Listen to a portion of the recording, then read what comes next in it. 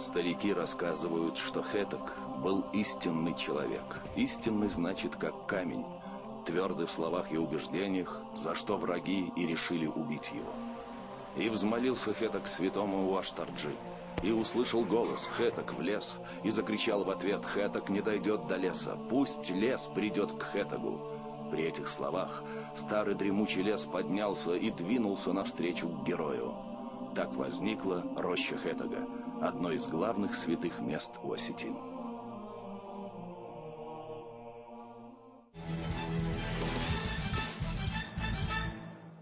Бог, когда создал арийские племена и среди них выделил осетинов, он их выделил как жрецов, как людей молящихся, как людей воинов и защитников своей родины. Наши предки создали выдающуюся культуру, культуру, которую осетины не растеряли. Они донесли ее до сегодняшнего дня, и мы считаем себя обязанными передать ее дальше, нашим младшим. Это исторический наш долг. Есть такое понятие быть настоящим осетином. Это откладывает определенный отпечаток на образ жизни, на манеру поведения. Если ты настоящий осетин, это накладывает на тебя десятки дополнительных обязанностей. И не только по отношению к другим осетинам. Осетины живут по обычаям. И чем жестче обычай, тем правильнее жизнь. Чем раньше ты отойдешь от этих обычаев, тем быстрее ты превратишься в обезьяну.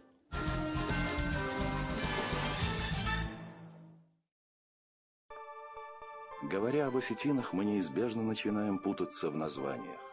На страницах истории возникают скифы, сарматы, ясы, аланы. И все они осетины. Слово «осетин» – это неологизм середины XVIII века, возникший в особых условиях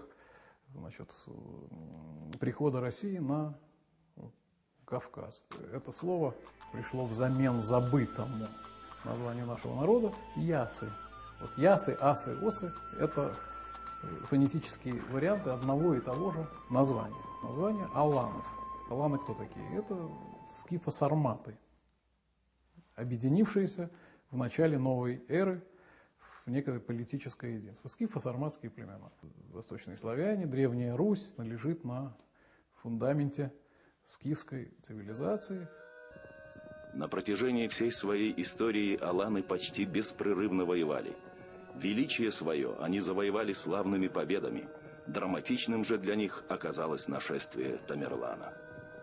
Чистая случайность только сохранила осетин. Они были практически истреблены полностью. Осталось небольшое количество. И возродились, можно сказать, из ничего. Я же говорю, 14 тысяч человек. Сражались с войсками Тамерлана и Старый Млад. Но битва была неравной, и в бою за мгновение до смертного часа аланы запели: «От рук неприятеля в крови тонем, редеем, в царство мертвых отправляемся. Плача, рыдая, остались бесприютные дети на пепелище, на черной золе». Кому предназначались эти слова? Не той ли женщине, что уводила детей в горы? Она прятала их за камнями, она бежала все дальше и дальше, чтобы под прощальную песню отцов сохранить сыновей. Оглянувшись, женщина в последний раз посмотрела на землю алан. Могла ли она знать, что еще долгие 400 лет ее потомки не смогут вернуться сюда?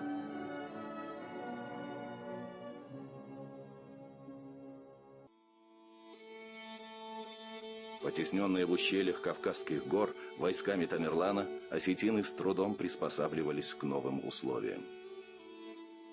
Осетины жили на Кавказе. Кавказ – это суровое место. И то, в каких условиях народы жили на Кавказе, оно и приводило их к таким порядкам. Умеренность, сдержанность во всем. И в еде, и в поступках, и в словах.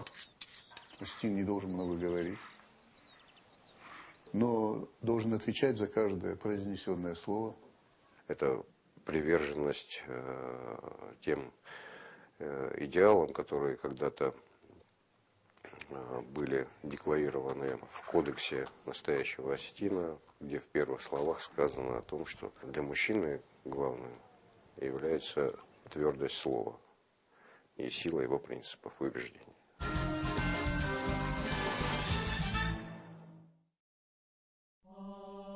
Сидя у костра в священной роще, храбрый хеток вспоминал камни селения, стариков на Нхаше, очажную цепь, 3 пирога на столе.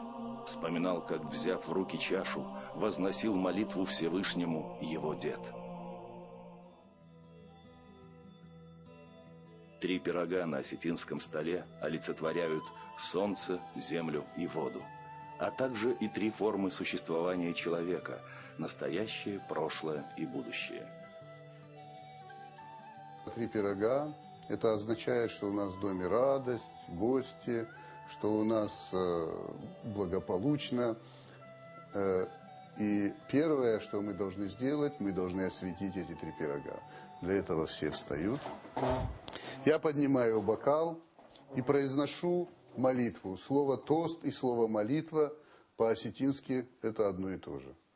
И когда я держу бокал в руках и произношу тост, это означает, что я обращаюсь к Богу и прошу у Него благополучия для моей семьи, для моих друзей, для моих близких, для моего народа. Абонна хазарырда чиришкотан хсауном шаром хсау хоржахтана. Вот запах домба ямончим кудон осарфата не подгород. Она ж... Вот если выйти обратно туда и посмотреть на дверь, вот это вот самое главное. Над порогом. Я выхожу, говорю, помоги, я туда. Возвращаюсь, говорю, спасибо, я оттуда. Я даже не говорю, но я хожу под ним. Это самое главное. Святой Георгий, это ведь был человек, когда-то пострадал ради Христа. Но это уже наше время.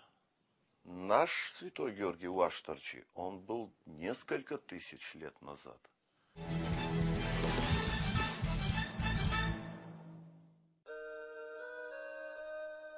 Святой Уаштарджи Уаситин – покровитель мужчин и путников. Это самый почитаемый после Бога образ из пантеона небожителей. Известен он несколько тысяч лет из нардского эпоса, своеобразной книги бытия осетин. Осетинский эпос Нарты входит в 5 самых известных в мире, самых изучаемых эпосов.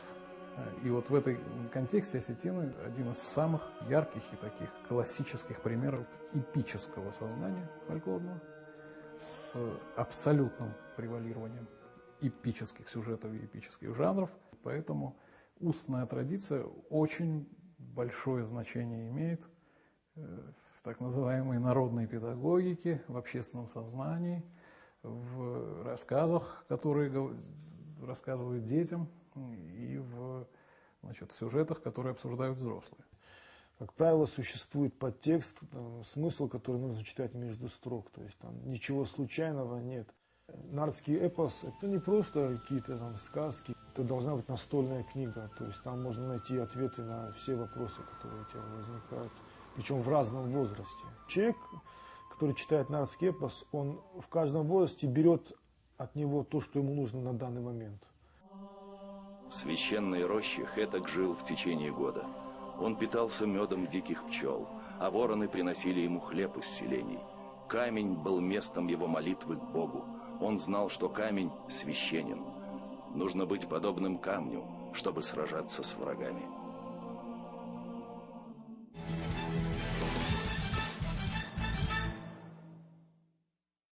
Горцы широко привлекались на военную службу в императорскую армию.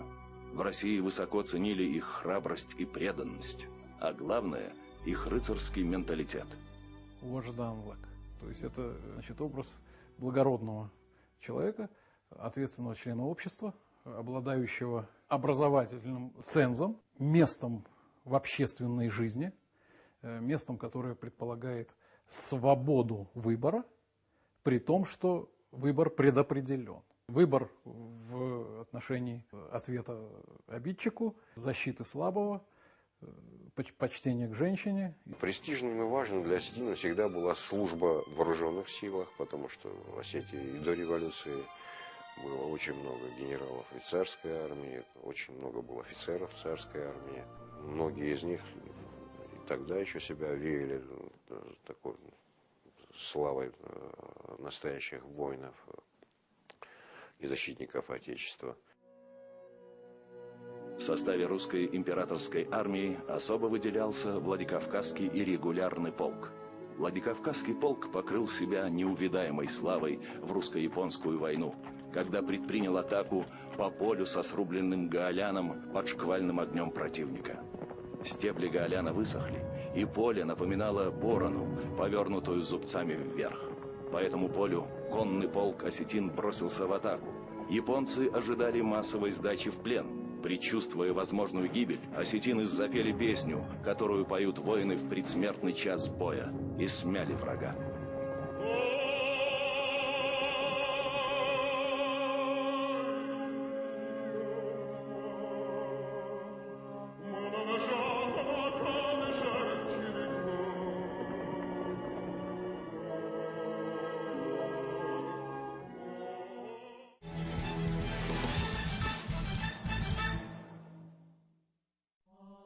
Мысли уносили Хетага в родной аул, в отчий дом, где у очага возилась мать, где, погруженный в думы, сидел отец, а поодаль стояли братья.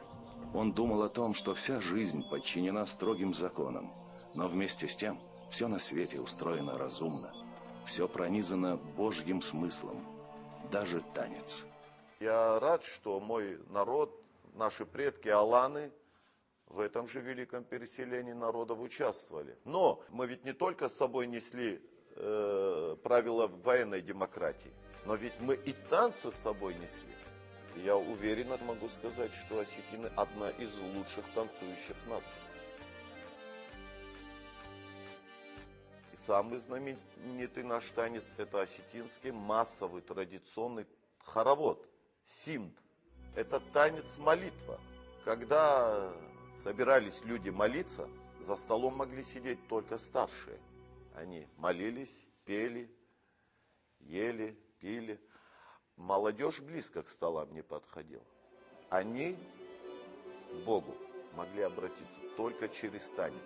И этот симд, он шел часами. Могло быть так, что в кругу стоит несколько тысяч человек. Если они образовали круг, это солнце. Какие-то линии, какие-то диагонали. Все это что-то значило.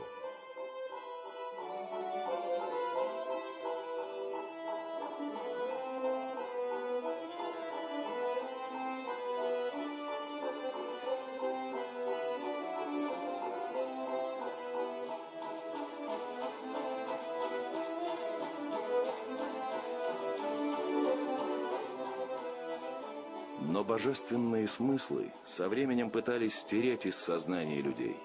Причиной этому были исторические события 20-го столетия. С приходом советской власти на Кавказ традиционный уклад горцев стали ломать. Власти пытались сравнять с землей и священную рощу Хетага. Странное дело, ничего не вышло. Ломалась новая техника, внезапно заболевал активист-новатор или начинался проливной дождь. В конце концов, махнули на рощу рукой. Но даже в те суровые годы, несмотря на запреты властей, люди шли в священную рощу. Однако только мужчинам было дозволено туда ступить. Лишь во время Великой Отечественной войны, когда все мужчины ушли на фронт и некому было уже вознести молитву в честь праздника, женщины впервые вошли в рощу.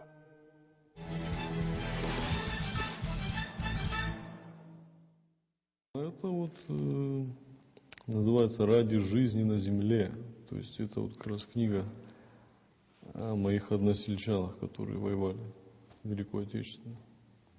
800 человек ушло на фронт, из них половина не вернулась, 164 были офицерами и 3 стали героями Советского Союза. Это только вот про мое село, могу сказать. При численном населении около 300 тысяч человек. Во время Великой Отечественной войны мой народ совершил бесподобный подвиг. Мы стали первыми по числу героем Советского Союза. Мы стали первыми по числу генералов. Самый известный герой войны, наверное, генерал армии Иса Александрович Плиев. О мужестве, храбрости и боевой дерзости генерала Плиева с гордостью говорили воины всех фронтов. Плиев при жизни стал легендой. Наступление конной дивизии Плиева было всегда столь разрушительным, что немцы принимали ее за армию. Плиев, генерал из камня, говорили о нем. Он дважды герой Советского Союза, герой Монгольской Народной Республики. Он один из символов нашего народа. Он человек, который еще и еще раз доказал, что осетин всегда там, где Родина в опасности. Это удивительный тоже человек. Вы знаете, наверное, как он пленил командование Квантунской армии.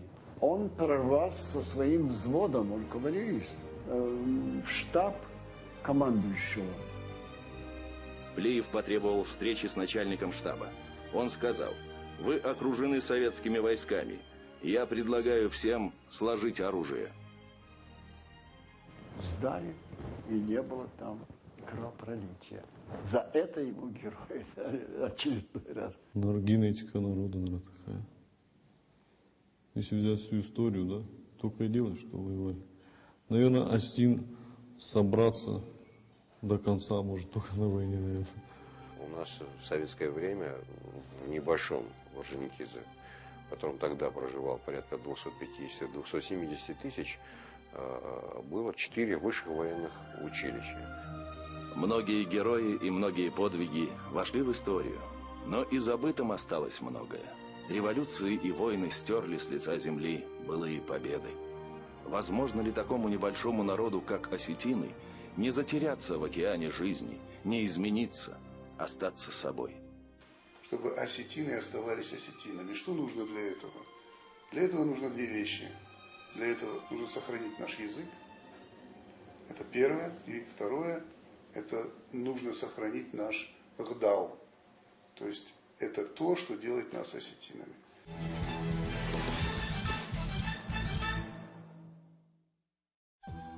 Невозможно определить время возникновения Национального кодекса чести Ахдау.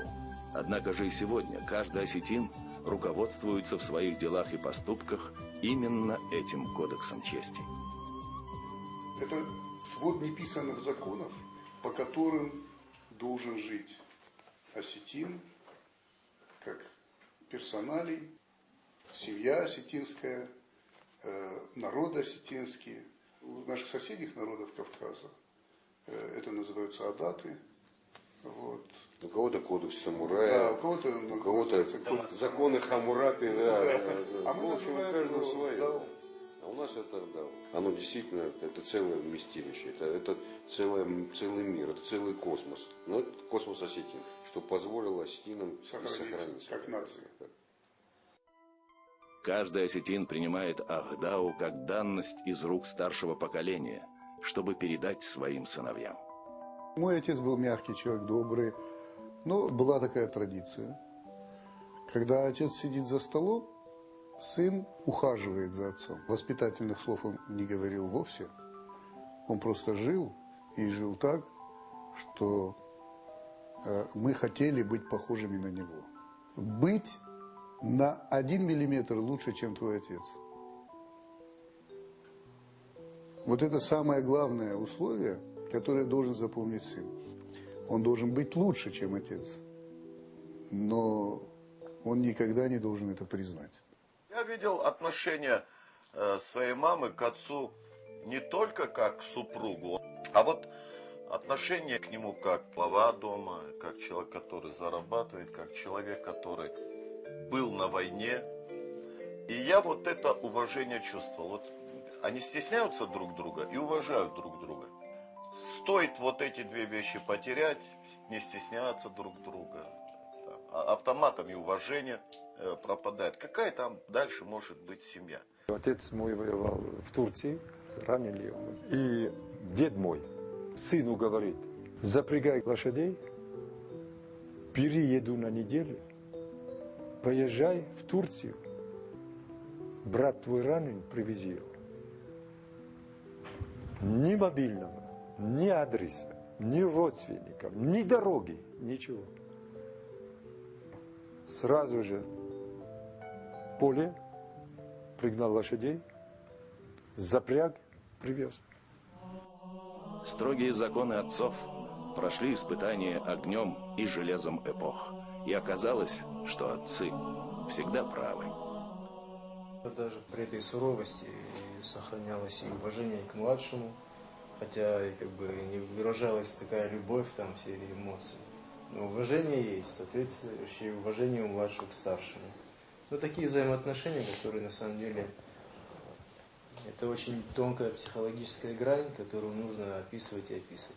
Я могу быть строг, но я не должен унижать их достоинство. Если с малолетства начать унижать достоинство детей, то они вырастут и привыкнут к этому. И посторонние люди будут унижать их достоинство. Все, что донесли до меня там, мой отец, мой дед, это очень важные вещи, которые я постараюсь передать своим детям. Я постараюсь научить своих детей молиться, как молился мой дед. Моя бабушка молилась. Очень мудрые слова, которые произносили они. Постараюсь, чтобы мои дети как бы помнили родной язык. Это очень важно. Я всегда стараюсь, и к Тине, когда я говорю, и по-осетински, и остальные по-славянски, потому что если я буду все по-осетински говорить, русские не будут понимать. Если все по-русски, осетины тоже говорят, что по-осетински что-то нужно услышать. Поэтому стараюсь им угождать.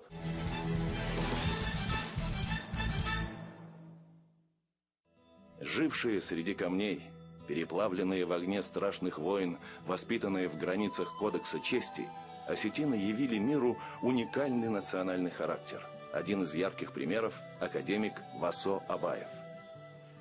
Мы иногда человека любим, но не совсем уважаем. Или же уважаем, но не любим. Абаева все любили, и все ученые уважали за то, что он настоящий ученый, непоколебимый. Васо Абаева обвинили в национализме после выхода в свет его трудов по истории осетин. При Сталине это было страшно. Все ждали ареста. Абаев, как ни в чем не бывало, продолжал работать. Тучи еще больше сгустились, когда после критики Сталиным академика Марра Абаев не стал заниматься самобичеванием. Наконец его академик Виноградов пригласил в Москву из Ленинграда для отчета. Я с ним приехал прощаться. Я знал, что он не вернется. Потому что знал Абаева. Он не скажет, что я не прав, потому что Сталин по-другому говорит. Он Кремль, абсолютный. На вопрос, как вы относитесь к трудам товарища Сталина, Васо Абаев ответил: я их изучаю. Но под их влиянием концептуально ничего не изменил. У меня свое видение. И он своим размеренным шагом дошел до гостиницы «Москва», где он остановился. Я немного замедлил, думаю, его схватили уже, наверное. За ним иду так, чтобы он меня не заметил, не дай бог, неудобно. Наконец я зашел. Где ты пропадаешь? Надо ехать, надо работать. Он создал историко-этимологический словарь осетинского языка. Это основа всех индоевропейских языков. Это гениальное произведение, человек всю жизнь посвятил, и ему удалось это сделать. И вот когда я говорю нашим осетинам, когда я говорю: ребята, когда будете умирать и когда вы должны будете предстать перед Богом, возьмите с собой под мышку, положите 4-томник Васо Абаева.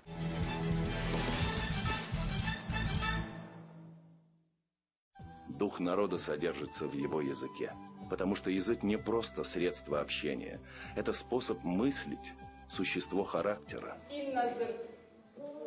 и ударил мат. Зу. Расшагал Зу.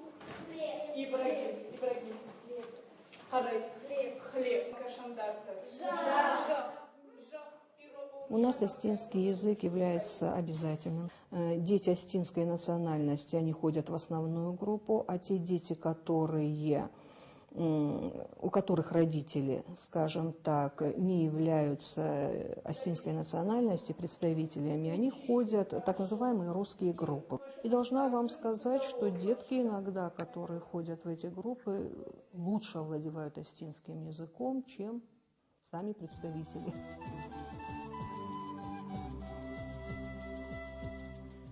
Если ты являешься представителем своей нации, ты не просто должен, ты обязан знать и историю своего народа, и те традиции, которые присущи твоему народу. И самое главное, ты должен знать язык, потому что это твоя кровь, это твой хлеб, это твоя соль, как говорится, это все, что связано с тобой, это то, что тебе впитывается вот с материнским молоком. Эти дети помнят страшный сентябрь 2004 года, который навсегда изменил их жизнь. Они прошли через ад, потеряли там близких людей. Обожженные, истекающие кровью, дети Беслана поразили даже видавших виды врачей. Приходя в себя, они спрашивали о друзьях, об одноклассниках, о родителях, и ни один ни слова не проронил о самом себе.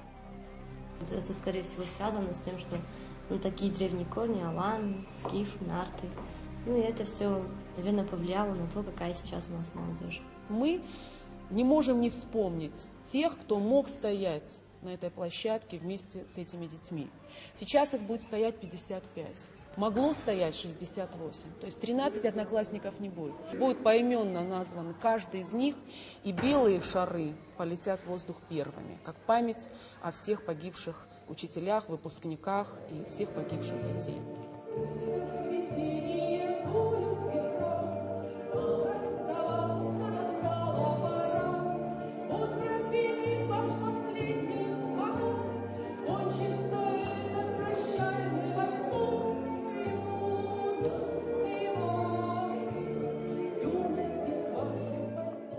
Я видел совершенно нескончаемый поток добра, тепла, который шел от москвичей, детям Беслана, от людей, которые приходили в больницы, которые забирали их к себе. Это были простые учителя, это были люди с московских предприятий, это были большие ученые, это были великие артисты.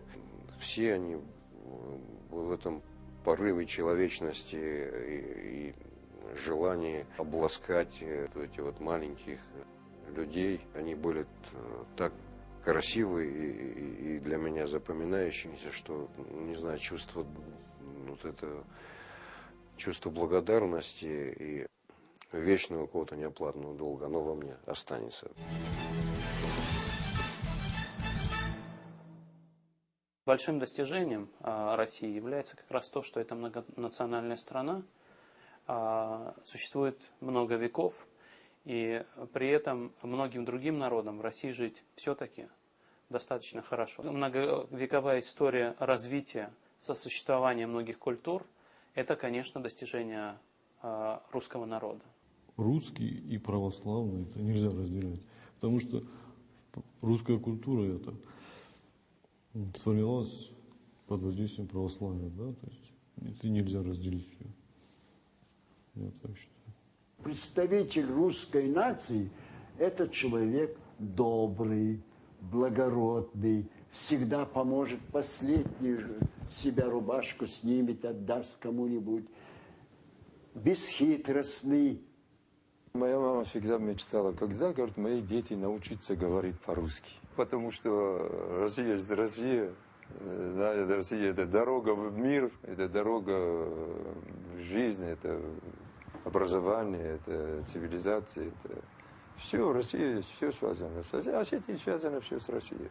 Марья Яска, все прекрасно знают, что она никакая чешка, никак кто она по национальности осетинка, что она родила 12 детей, всего большое гнездо, именно это дети, даже великий угодник Божий, великий святой русского народа Александр Невский является потомком, бабушка у него была именно Мария Вязская.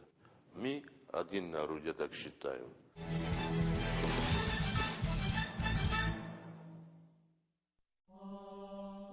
Старики говорят, что Хетак был истинный человек. Истинный значит, как камень. Истинный значит, славный в потомках. Далекий праправнук Хетага Коста Хетагуров сделал имя Хетага вдвойне бессмертным.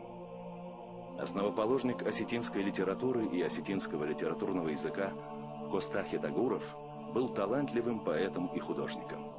Но истинным сыном своего народа он стал не только благодаря своей поэзии. Ревностный защитник интересов простого народа, он, презирая все выгоды и посулы, неизменно вставал на сторону униженных и оскорбленных. Однажды к поэту пришли крестьяне.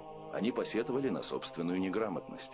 Обманным путем заезжие иностранцы заставили их подписать бумаги о продаже рудников свинца.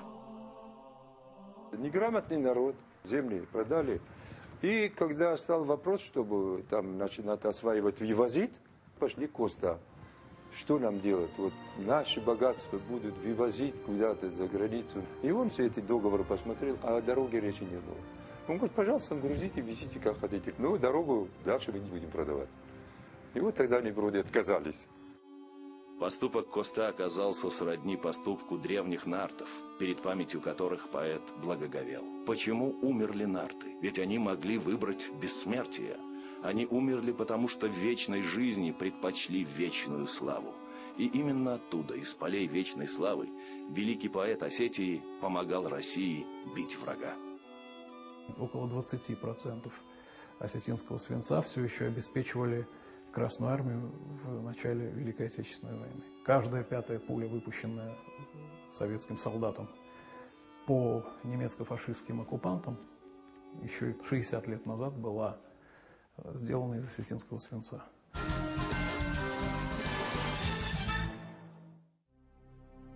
Новейшая история дает частые примеры военной агрессии в отношении осетин. Корни такой агрессии берут начало с Октябрьского переворота 1917 года. И тогда, как и на этапе разрушения Советской империи,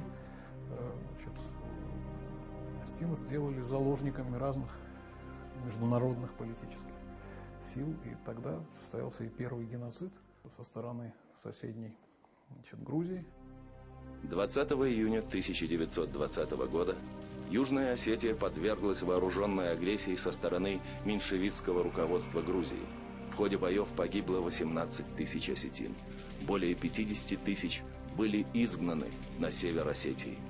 Командир грузинской национальной гвардии Джугели, глядя на пылающие села Осетии, записал в своем дневнике: 12 июня, теперь ночь, и всюду видны огни.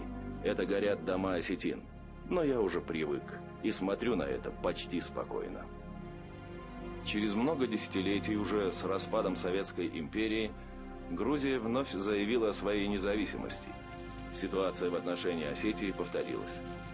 В ночь с 5 на 6 января 1991 года Грузия ввела в Цхинвал подразделения милиции и национальной гвардии. Они начали производить обыски, аресты, грабежи, убийства, поджоги жилых домов. Численность населения не изменилась. Чуть больше 60 тысяч. Было и в 2020 году на этой территории осетин, 50 тысяч там и сейчас.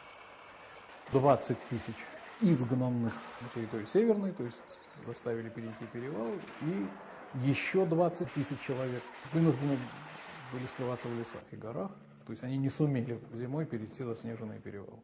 Таким образом, из 60 тысяч человек 50 тысяч убитых, раненых, искалеченных, изгнанных. Противостояние длилось 17 лет. До той поры, пока Грузия вновь не ввела войска в Южную Осетию в августе 2008 года. Россия встала на защиту своих братьев. Признание Республики Южная Осетия Российской Федерации 26 августа 2008 года. Это несомненный общенациональный осетинский праздник. потому что без этого признания выживание закавказских осетин было бы невозможно.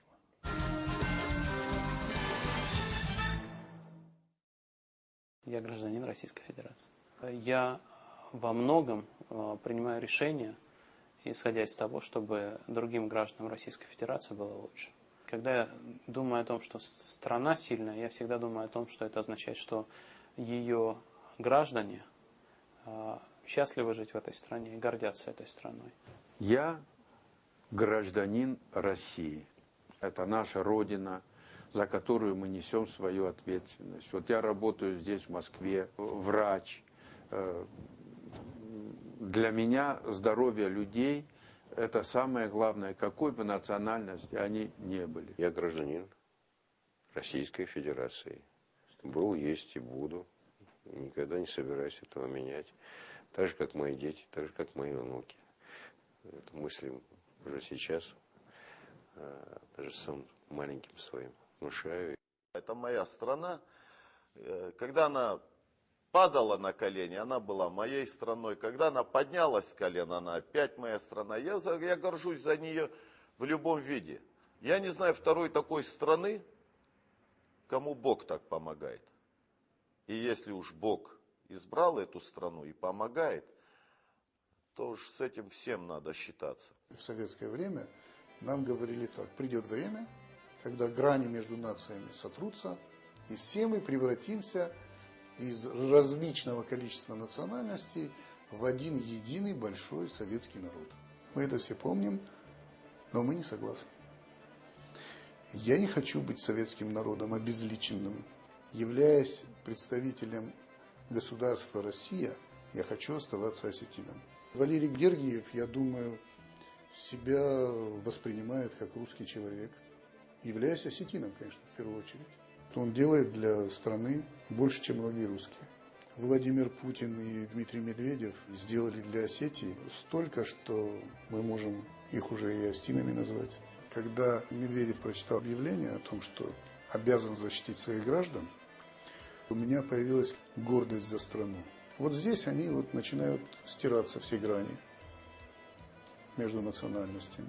Вот в этих случаях, в этих вариантах я согласен, чтобы грани стирались. Когда речь идет о таких понятиях, как честь, достоинство, справедливость. В священной роще Хетага и сегодня праздник. И поднимая бокал за столом осетинских друзей, мы говорим: пусть в домах твоих, Осетия, всегда будет благополучие. Пусть на столах твоих всегда будет 3 пирога. Пусть в доме будут старшие и младшие, а традиции, которые оставили тебе твои деды, да передадутся внукам в неизменном виде. Пусть все хорошее, что есть на земле, Уаштарджи пошлет семьям твоим, Осетия, твоим близким, твоим родным, твоему народу и всем людям на земле.